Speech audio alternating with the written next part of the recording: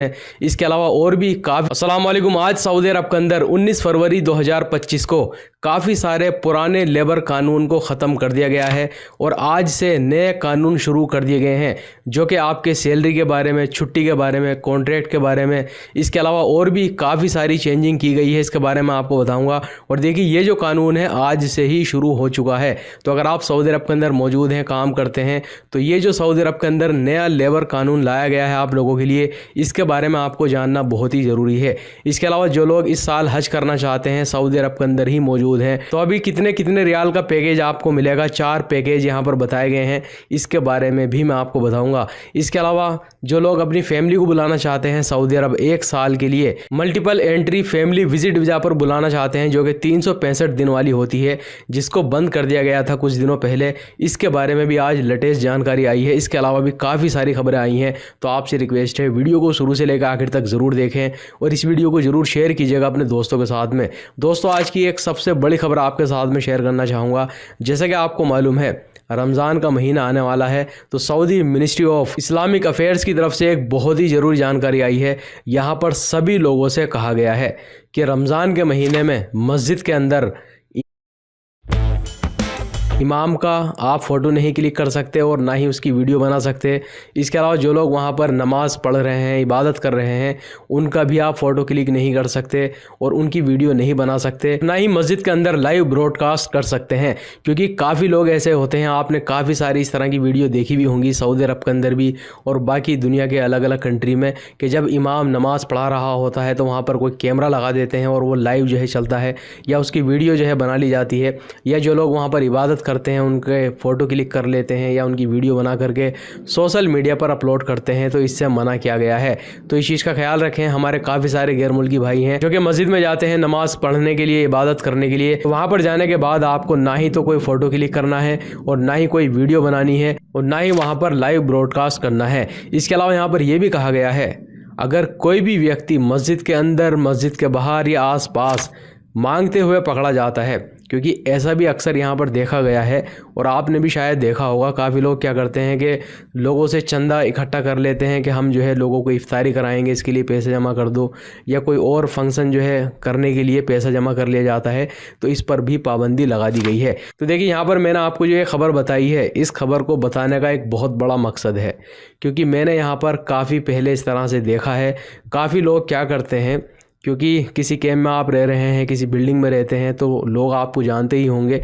अगर आपको यहाँ पर कुछ टाइम हो गया है तो काफ़ी लोग क्या करते हैं कि यहाँ पर पैसा इकट्ठा करते हैं रमज़ान के महीने में कि भाई हमारे गांव में कोई मस्जिद बन रही है, या मान लीजिए कोई गरीब इंसान है वहाँ पर, उसके लिए यहाँ से पैसा जमा कर लेते हैं और उसको भेज देते हैं। तो देखिए मैं उनकी नीयत पे कोई शक नहीं कर रहा हूँ।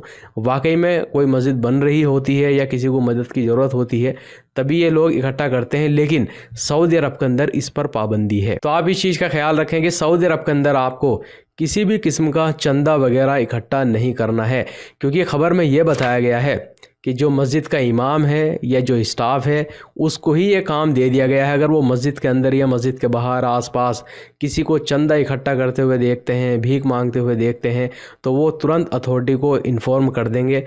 और जैसा कि आपको मालूम है सऊदी अरब के अंदर अभी काफ़ी चेकिंग हो रही है और जो लोग भीख मांग रहे हैं उनको यहाँ से डिपोर्ट किया जा रहा है। तो जो आप यहाँ पर नौकरी कर रहे हैं वो तो आपके हाथ से जाएगी ही, फिर यहाँ से डिपोर्ट किया जाएगा, बदनामी अलग होगी। तो इस चीज़ का ख्याल रखें। इसके अलावा दोस्तों आज सऊदी मिनिस्ट्री ऑफ हज एंड उम्रा की तरफ से जो लोग सऊदी अरब के अंदर मौजूद हैं, हज करना चाहते हैं, हज के पैकेज के बारे में बताया है। 4 पैकेज यहाँ पर बताए गए हैं, जो कि पहला पैकेज शुरू होता है 10,366 रियाल से। इसके अलावा दूसरे पैकेज के बारे में बताया गया है 8,092 रियाल का है। इसके अलावा तीसरा जो पैकेज है वो 13,150 रियाल का है। इसके अलावा नंबर 4 पे बताया गया है कि जो आखिरी पैकेज है वो 12,537 रियाल का है। तो हमारे जितने भाई सऊदी अरब के अंदर मौजूद है, अगर हज करना चाहते हैं इस साल, तो इन चारों में से आप कोई भी एक पैकेज चूज़ कर सकते हैं। इसके अलावा दोस्तों अब यहाँ पर मैं आपको बताना चाहूँगा, आज 19 फरवरी 2025 को Saudi ministry of human resource and social developments की तरफ से एक बहुत ही ज़रूरी खबर आई है। जो लोग सऊदी अरब के अंदर काम करते हैं या काम करने के लिए आना चाहते हैं, क्योंकि सऊदी अरब के अंदर काफ़ी सारे ऐसे लेबर कानून थे, इनको ख़त्म कर दिया गया है और आज से ही 19 फरवरी 2025 से काफ़ी सारे नए कानून शुरू कर दिए गए हैं जिनके बारे में आपको पता ही होना चाहिए। तो देखिए यहाँ पर जो ये कानून मैं आपको बताने जा रहा हूँ, कुछ हफ्तों पहले इनके बारे में ऐलान कर दिया गया था, लेकिन इन पे जो अमल दरामद शुरू हुआ है वो आज से ही शुरू हुआ है। यानी 19 फरवरी 2025 से यह कानून शुरू हो गया है और पुराने जो कानून थे उनको ख़त्म कर दिया गया है। तो जल्दी से यहाँ पर मैं आपको बताना चाहूँगा, जैसा कि आप यहाँ पर देख सकते हैं, जिसमें यह कहा गया है कि जितने भी गैर मुल्की सऊदी अरब के अंदर काम करते हैं, अगर वो अपने कफ़ील को, अपने कंपनी को छोड़ना चाहते हैं तो सिर्फ 30 दिन पहले ही वो अपने कफ़ील और कंपनी को बताएंगे, नोटिस देंगे कि मुझे आपके साथ में मज़ीद काम नहीं करना है, कॉन्ट्रैक्ट को रिन्यूअल नहीं करना है, मैं छोड़ना चाहता हूं। लेकिन अगर कोई कफ़ील या कंपनी अपने वर्कर को निकालना चाहता है तो वो अपने वर्कर से कम 60 दिन पहले उसको बताएगा। यानी 60 दिन पहले ही नोटिस देना होगा अपने वर्कर को कि हम 60 दिन के बाद आपको निकाल देंगे, आपके साथ काम नहीं करेंगे। इसके अलावा यहाँ पर यह भी बताया गया है कि अब कंपनी और कफ़ील की जिम्मेदारी होगी आपको अच्छी रिहाइश देना और ट्रांसपोर्ट की सहूलत देना। क्योंकि पहले काफ़ी सारे इस तरह के केस भी हुए हैं कि जो गैर मुल्की यहाँ पर काम कर रहे हैं वो ड्यूटी खुद से अपनी गाड़ी करके जो है जा रहे थे ड्यूटी करने के लिए और अपना ही किराए पे कमरा लेकर के जो है रह रहे थे और उनको कोई पैसा भी नहीं मिलता था। तो अब यहाँ पर यह कानून बनाया गया है कि या तो जो कफ़ील है, कंपनी है, अच्छी आपको रिहाइश देगा रहने के लिए और ट्रांसपोर्ट की सहूलत भी देगा, यानी आने और ले जाने के लिए गाड़ी होगी। इसके अलावा अगर वो ये दोनों चीज़ नहीं देता है तो इसके बदले में वो आपको अलाउंस देगा, यानी इसका पैसा आपको दे देगा। इसके अलावा यहाँ पर यह भी कहा गया है कि जो लोग नए वर्क वीज़ा पाएंगे सऊदी अरब के अंदर काम करने के लिए, तो जो प्रोविज़न पीरियड होता है 90 दिन का, अब उसको बढ़ा करके 180 दिन तक का कर दिया गया है। लेकिन शर्त यहाँ पर यह रखी गई है कि जो भी कॉन्ट्रैक्ट आपका होगा उसके अंदर ये लिखा हुआ होना चाहिए, जो प्रोविज़न पीरियड होगा वो 180 दिन का होगा। इसके अलावा सऊदी अरब के अंदर जो फीमेल वर्कर हैं उनके लिए भी कानून बनाया गया है, विलादत के टाइम पर 12 हफ्ते की छुट्टी उनको दी जाएगी।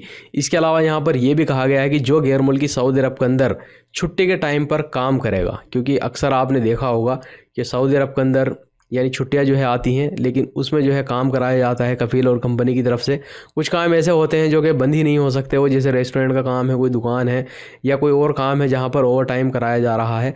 तो अब यहां पर वर्कर को ये इख्तियार दे दिया गया है कि वो उस ओवर टाइम के बदले में पैसा लेना चाहता है या उस ओवर टाइम को जोड़ करके वो छुट्टी लेना चाहता है। मान लीजिए अगर कोई वर्कर किसी कफ़ील या कंपनी के पास में काम कर रहा है और उसकी जो ड्यूटी होती है एक दिन की वो 8 घंटे की होती है, लेकिन उसने जो है ओवर टाइम किया है और उसका जो ओवर टाइम के घंटे बन रहे हैं वो भी 8 घंटे बन रहे हैं। अब यहाँ पर वर्कर को ये इख्तियार दे दिया गया है कि इस 8 घंटे का वो पैसा ले सकता है या एक दिन की छुट्टी ले सकता है। इसके अलावा दोस्तों अब यहाँ पर मैं आपको बताना चाहूँगा, जो लोग सऊदी अरब के अंदर अपनी फैमिली को बुलाना चाहते हैं मल्टीपल एंट्री वीज़ा पर, जो कि 365 दिन की होती है फैमिली विजिट वीज़ा। तो जैसा कि आपको मालूम है कुछ दिनों पहले लगभग 14 कंट्रियों के लिए ये वीज़ा बंद कर दी गई थी। सिर्फ 30 दिन की वीज़ा यहाँ पर मिल रही थी, जिससे काफ़ी लोगों को काफ़ी परेशानी का सामना करना पड़ रहा था। तो आज family multiple entry visit visa के बारे में एक अच्छी खबर आई है, तो आप यहाँ पर देख भी सकते हैं और आप खुद भी चेक कर सकते हैं अगर आप वीज़ा अप्लाई कर रहे हैं तो अब आपको वहाँ पर इंडिया के लिए, पाकिस्तान के लिए और बाकी कंट्री के लिए भी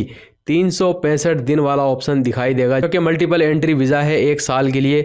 तो अगर आप फैमिली को बुलाना चाहते हैं तो जल्दी से जल्द अप्लाई कर लें, क्योंकि इसके बारे में नहीं पता कि ये फिर से बंद हो जाएगी या इस तरह से ही वीज़ा ये चलती रहेगी। वीडियो देखने के लिए बहुत बहुत शुक्रिया।